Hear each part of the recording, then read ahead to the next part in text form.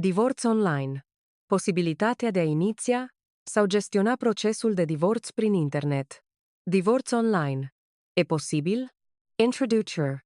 Tot mai mulți români plecați în străinătate se confruntă cu necesitatea unui divorț la distanță, însă puțini știu că pot iniția și finaliza procesul fără a reveni în România.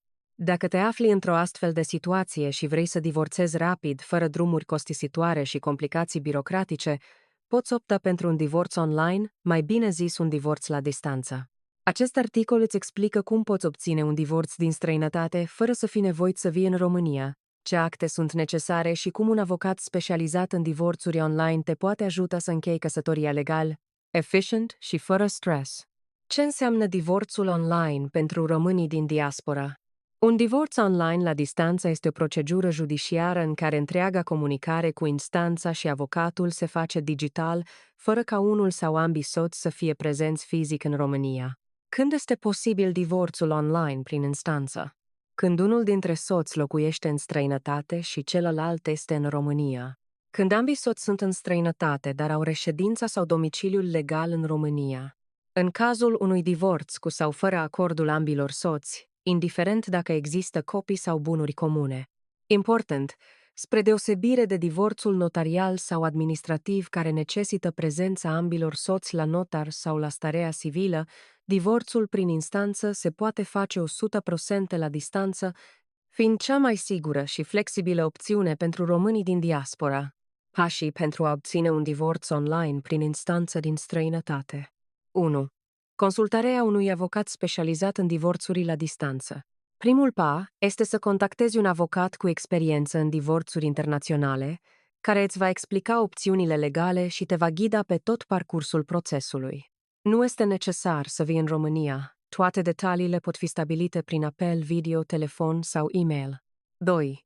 Pregătirea și depunerea dosarului de divorț. Un avocat îți va pregăti cererea de divorț și documentele necesare, apoi va depune dosarul la instanța competentă din România. Acte necesare pentru divorț online prin instanță. Certificatul de căsătorie, copie certificată. Actele de identitate ale ambilor soți, copie certificată. Certificatul de naștere al copiilor dacă există minori. Procură specială pentru reprezentare în instanță obligatorie dacă nu poți participa la proces.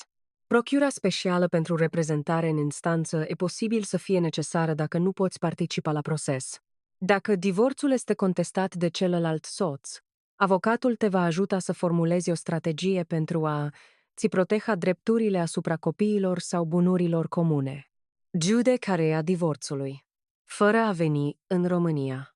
Divorțul poate fi soluționat de instanță fără ca tu să fii prezent sau prezentă fizic. Reprezentarea este asigurată de avocat, iar ședințele de judecată pot avea loc chiar și prin videoconferință în anumite situații. Dacă divorțul este amiabil, instanța poate emite hotărârea într-un termen relativ scurt, 1-3 luni. Dacă divorțul este cu partaj sau custodie, durata poate crește în funcție de complexitatea cazului. Obținerea hotărârii de divorț și transcrierea în străinătate. După ce instanța pronunță divorțul, avocatul se poate ocupa de obținerea și legalizarea hotărârii definitiv. Documentele pot fi trimise electronic sau prin curier, iar în cazul românilor din diaspora, se poate solicita apostilerea sau traducerea hotărârii pentru recunoașterea ei în țara de rezidență. Cât durează și cât costă un divorț online prin instanță? Durata unui divorț online depinde de tipul de proces. Divorț amiabil fără copii și partaj, 1-3 luni de la primul termen. Divorț cu copii sau bunuri comune, 6-12 luni de la primul termen în funcție de complexitate. Costul divorțului la distanță variază în funcție de onorariul avocatului, taxele de timbru și eventualele costuri pentru traduceri și legalizări.